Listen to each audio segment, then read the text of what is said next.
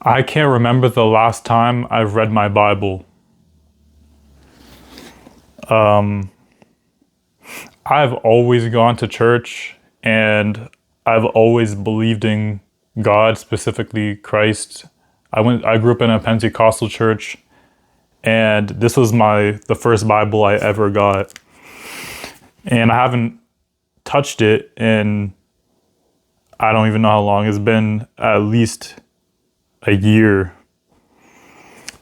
February, see right here, February 1st, 2009. Not sure if you can read it, but I'll take it out slowly so maybe you can see it. But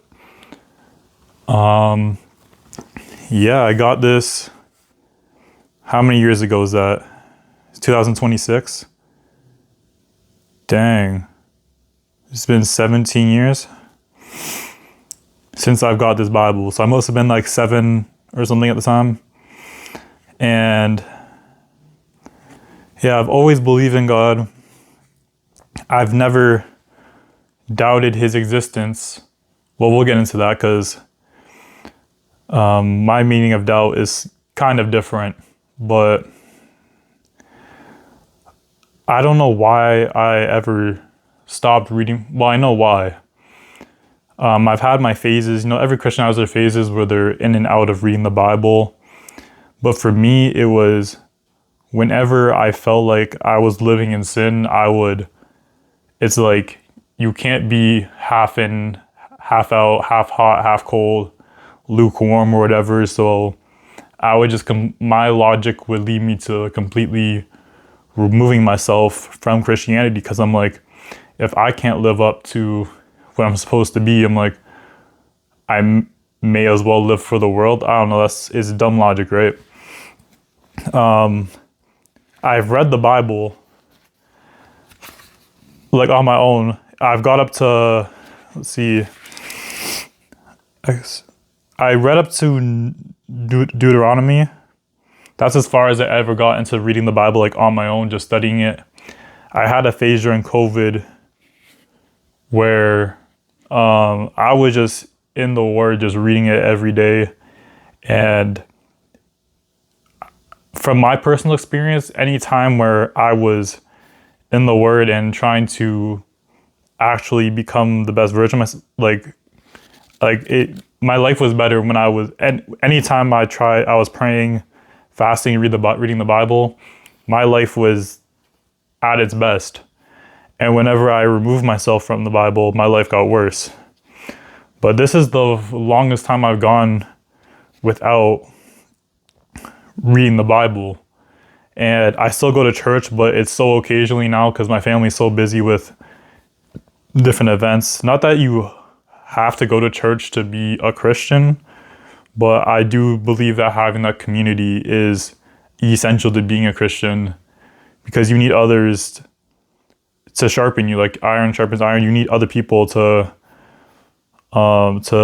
teach you and for you to be there or them to be there for you, and just be there for each other in your journey. Because being a Christian is not easy. It's not supposed to be easy. It's supposed to be challenging.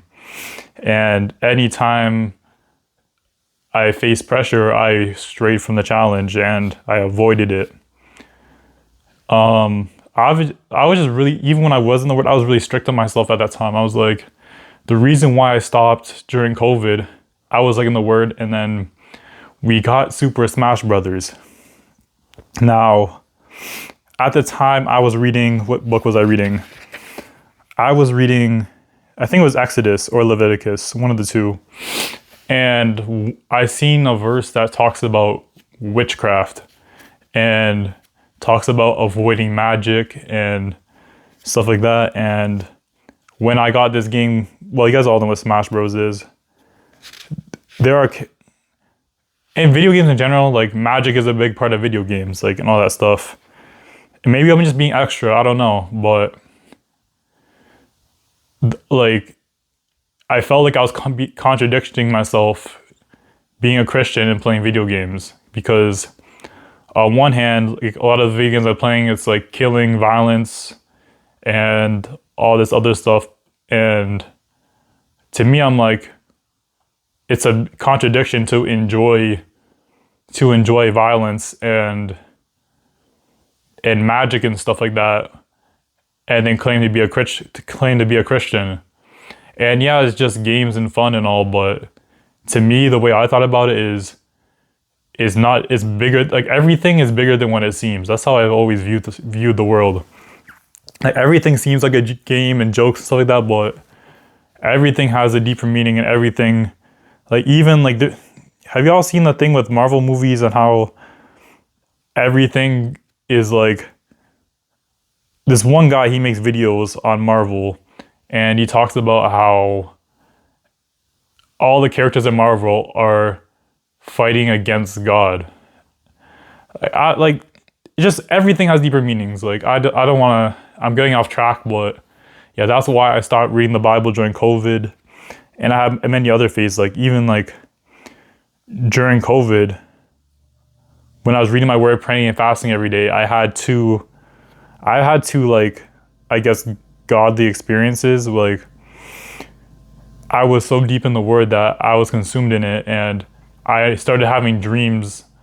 I started having dreams of the things I was reading, and I even woke up twice in my dream speaking in tongues. And up to that point, I was unsure if speaking in tongues was still a thing. Because if you go to a Pentecostal church, you know that speaking in tongues is like the biggest thing, and they push it heavily.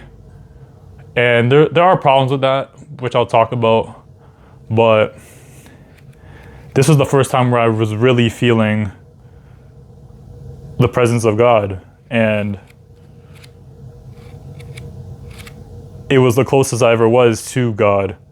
Because at the end of the day, to know God, you need to know the word, because this is his flesh, you know? Metaphorically and literally.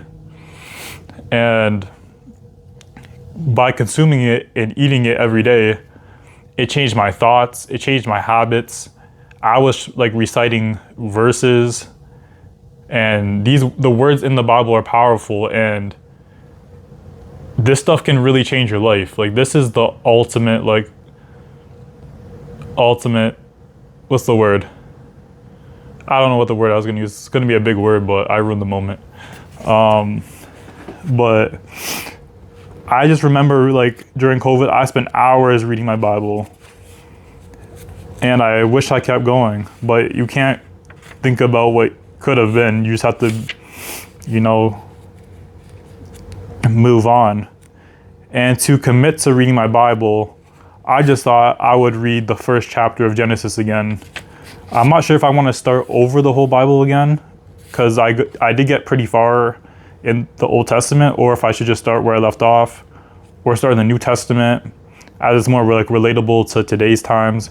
The Old Testament's more of a history book. Yeah, even just reading the Bible though, I was like you think, like I would have never thought God would have been this person that I'm reading. And a lot of the stuff that I'm reading, I'm like, this is not how I would have imagined God to be. Because yeah, you go over the big stories in church and stuff like that, but the smaller stories and the smaller events that happen in the Bible, you don't go over as often. And you kind of miss out on who God really is. So it just changed my whole perspective, just reading the Bible. And I want to commit to reading the Bible again, because at the end of the day, you can live life for anything you want, but you die in the end just like everyone else. And none of your ambitions, dreams, hopes, and aspirations really even matter when you're in the grave. The only thing that matters is, did you serve Christ? And yeah, that's really all that matters in the end. So, in honor of my Lord and Savior, I just thought I would read the first chapter of Genesis on camera,